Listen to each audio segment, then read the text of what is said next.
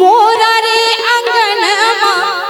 चनन गिर गछिया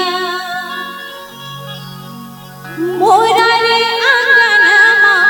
चनन गिर गछिया ताही चढ़ी गुरेर कागरे। सब गोटे से ताली बजाकर मोरा रे अंगनमा चनन गिर गछिया मोरा रे अंगनमा चनन गिर गछिया ताही चढ़ी गुरेर कागरे सोने चोंच बढ़त बबायत सोने चोंच बढ़त बबायत जोपिया मोरा रे अंगनमा चनन गिर गछिया मोरा रे अंगनमा चनन गिर गछिया।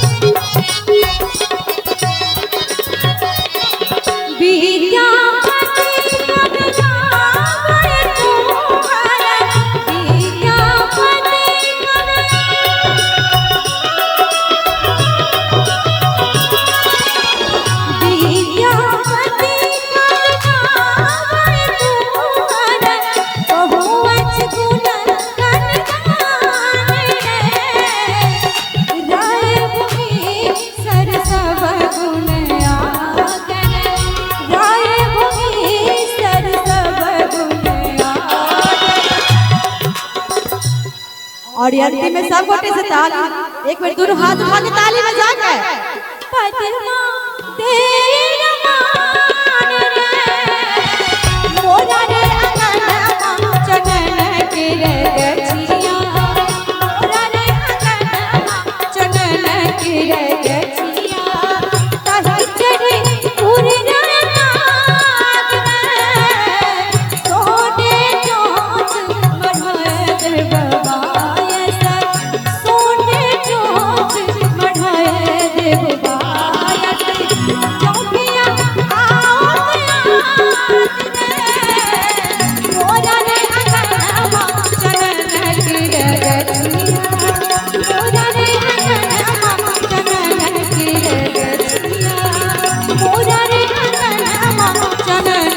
रे